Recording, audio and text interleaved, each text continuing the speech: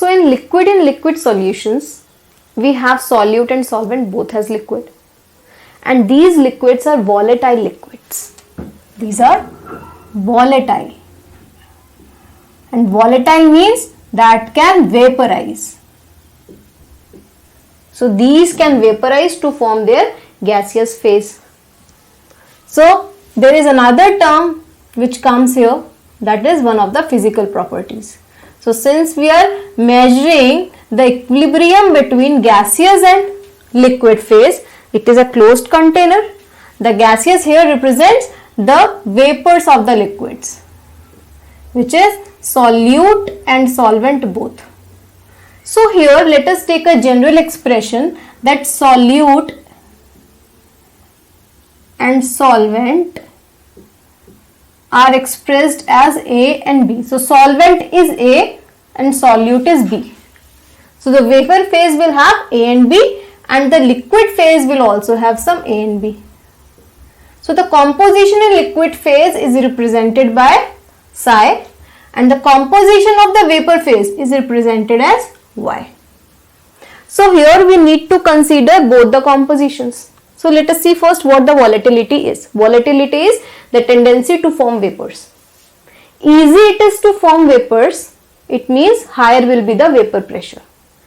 Vapor pressure is defined as the tendency of a liquid to form its vapors, and it will keep on forming vapors till the vapor pressure equals to the pressure inside that container, or you can say atmospheric pressure. So liquid will convert to its vapors, which is gaseous phase, till the vapor pressure or the pressure exerted by the vapors on surface of liquid equals to atmospheric pressure.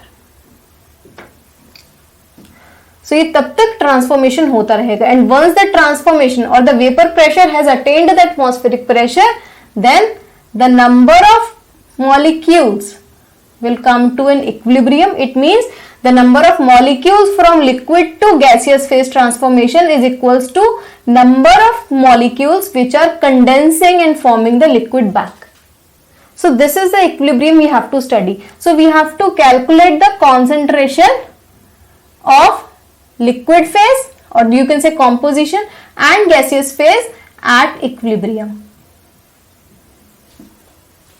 So in this case, there is another term which comes as normal boiling point. Boiling point, we know the temperature at which a liquid boils. So this is basically a temperature at which the vapor pressure of liquid is equals to atmospheric pressure. So the temperature at which the atmospheric pressure and vapor pressures are equal. So it means if you increase the pressure, then the vapor will take more time to equilibrate its vapor pressure. So the boiling point will also increase because it will take more energy, more time, more effort, more vapors to equilibrate with the external pressure. And this is also one of the point that you use in your distillation. So distillation under reduced pressure it is. So whenever you are reducing the pressure, it means low temperature is required to boil. So suppose if I am boiling water at 1 atmosphere, it will boil at 100 degrees Celsius. But if I increase the pressure, or if I reduce the pressure to say 0.8 atmosphere, then it will boil at a lower temperature, say 90 degrees Celsius. It will start boiling easily. You can always use this while you are boiling a liquid.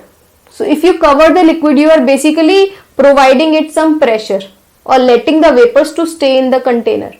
So the boiling will happen easily. So normal boiling point is defined as normal because here we are considering pressure, the external pressure, as 1 atmosphere. Alright, that temperature is normal boiling point. Now, whenever a liquid is dissolved in liquid, it follows Raoult's law. In solution phase,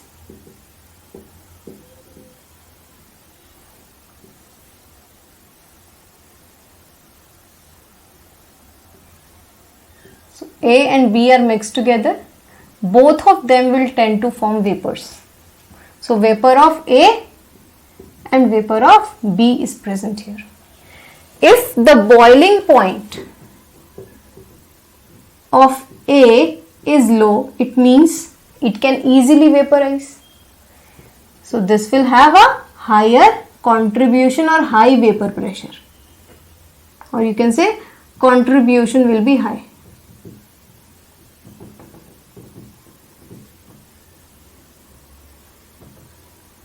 Similarly, if I assume that boiling point of B is high or low, so if this is high, it means it is difficult to boil, difficult to form vapors. So the vapor pressure, the contribution in the pressure will be low. So it will have low vapor pressure. So in general, I can write that vapor pressure is inversely related to the boiling point of a liquid.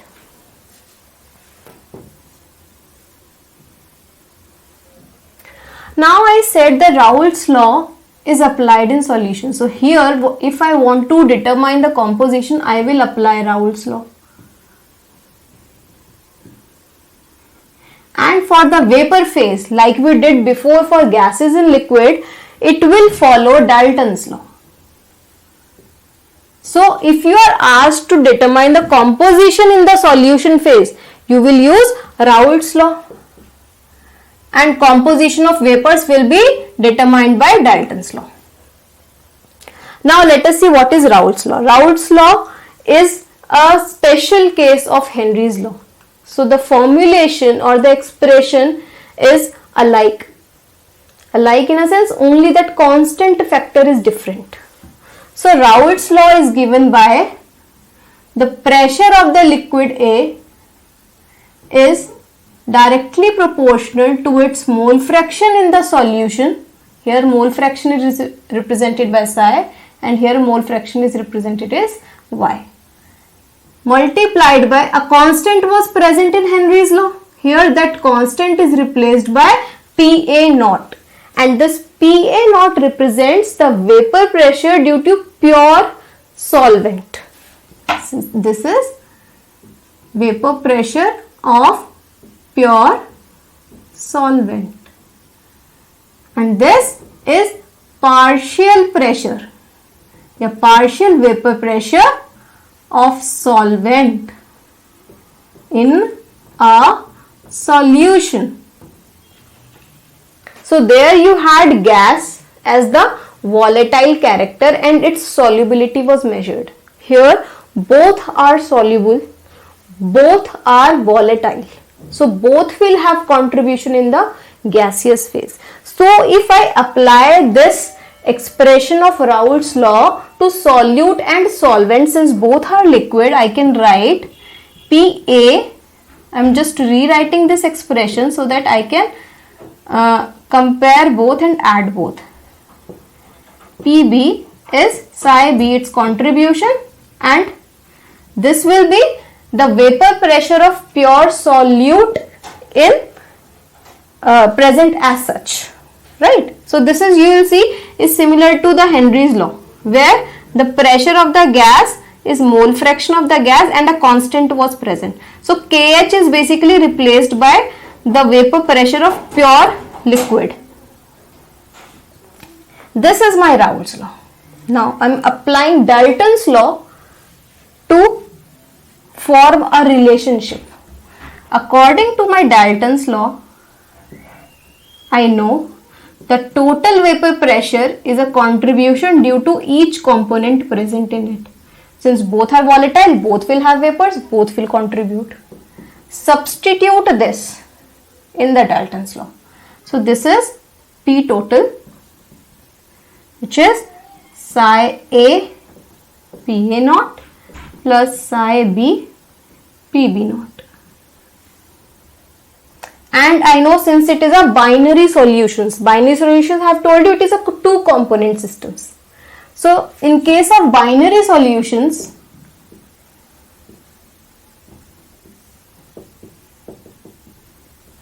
the mole fraction of A and mole fraction of B addition is always 1. Since there are only two components present, I can apply this relation for a binary solution. So suppose I replace this A as 1 minus psi B.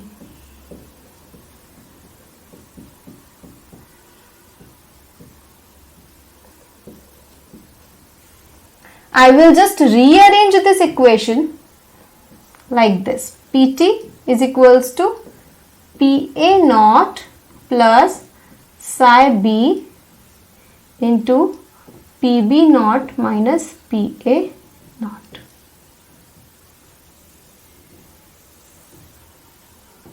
So this is the expression for Raoult's law, which is applied to a binary solution, a solution that contains two liquids and both the liquids are volatile.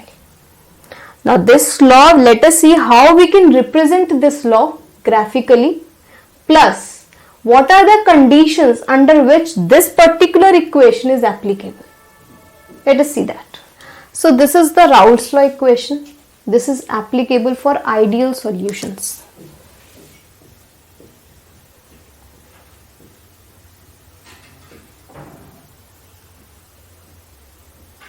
Let us see what are ideal solutions first.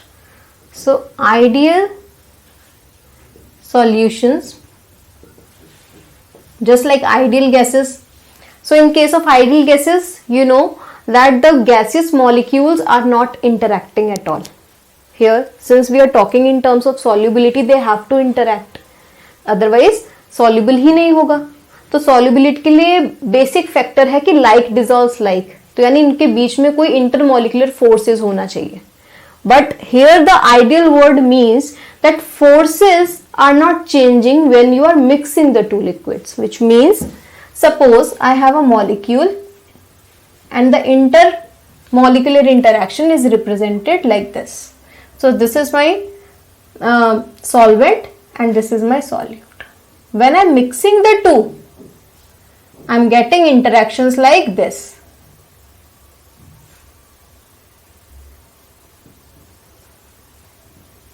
I'll just balance it. So in case of ideal solutions, whether you have AA in the solution or AB in the solution, the interaction or the energy due to this interaction, intermolecular forces, they are not changing because the kind of molecules are same.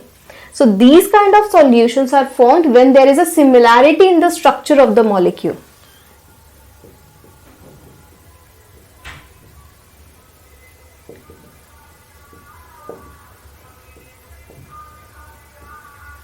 So whenever you see A and B molecules have the same structure, it will not matter whether the neighboring molecule is A or neighboring molecule is B. Or you can understand in terms of energy also, during a solution process, there has to be breaking of intermolecular interaction between AA and some force is required or energy is required to break the BB intermolecular interaction. And here energy is required. In the bond formation of A to B, the energy is released. When the two are equal, it means there will be no net change in energy on the formation of solution. Energy I can always represent as enthalpy. So basically the delta H of mixing will be 0. Since the two are having same energy but opposite sign. This can also be understood in terms of intermolecular distances. Suppose A and A molecule at some particular distance. So this length of the line basically represents the intermolecular distance between two different molecules. Now if I have the same kind of interaction, then if this is R, this is R, then this is also R. So means the distance between the two molecules is not changing. And if the distance between two molecules is not changing, it means the volume or the space they are occupying is not changing. Right? तो mix करने के बाद जितनी जगह पहले ले रहे थे AA, उतनी ही जगह AB भी ले रहा है. ठीक है, तो इसका मतलब जो यहां पर टोटल वॉल्यूम था, which is volume due to A and volume due to B, independently अलग अलग बीकर्स में, जब हमने इन दोनों को मिक्स कर दिया तो इसका वॉल्यूम जो है, volume of the total is equals to volume of the two mixtures independently. Why? Because the size and the distance between the two is not different, it is same. So this gives us that delta V upon mixing is 0. There is no change. It is not increasing, not decreasing. Right? So in case of ideal solutions, the interactions are same because A and B have a similar structure. Let us see what a similar structure means. So suppose if I have A as an hexane, I can write its structure as this, and B as an heptane. I can write its structure as this. The two have same kind of structure, only there is a difference of one CH2 group. So the interaction between AA and interaction between VB will be same as interaction between A and B, because A and B are not very structurally different. So whenever you encounter a mixture where solute and solvent looks alike, they will not have difference in intermolecular forces or intermolecular interactions. If they are not different, it means they are going to form ideal solutions. For example, you have benzene and say toluene. This is toluene. The two have not much different structures. They have structural similarity. It means the solubility or intermolecular forces between benzene and between toluene and toluene will be same as that between benzene and toluene. Why? Because intermolecular interactions depends on the structure, on the polarity of the molecule. If structures are same, interaction will same. So it will not vary. It will form an ideal solutions. So let us revise once again. Ideal solutions are those which have same energy in their pure form and combined form. It means there is no change in energy upon mixing. No enthalpy change. Similarly, the addition of volume is same as the total volume. Means delta V mixing is 0. This is important to remember. This comes as a direct question in exams. Third, they have a structural similarity. This is the way to identify whether a given mixture will form an ideal solution or not. We will discuss the not part of it, which is non-ideal solutions. Right? So, we have covered these points. Third thing is, or I would say fourth thing is, that mixing is a spontaneous process. For a spontaneous process, the delta S for mixing is always positive. So we have these 4 key points to remember in case of ideal solutions, and this law, this expression basically is applicable for ideal solutions. This equation is applicable for ideal solutions. Alright, so let us plot this Raoult's law graphically. How? This is a graph, x-axis, y-axis. So let us analyze the equation first. The equation looks like an equation of y is equals to c plus x dot m. This. And we know from our previous learnings that this is an equation of straight line.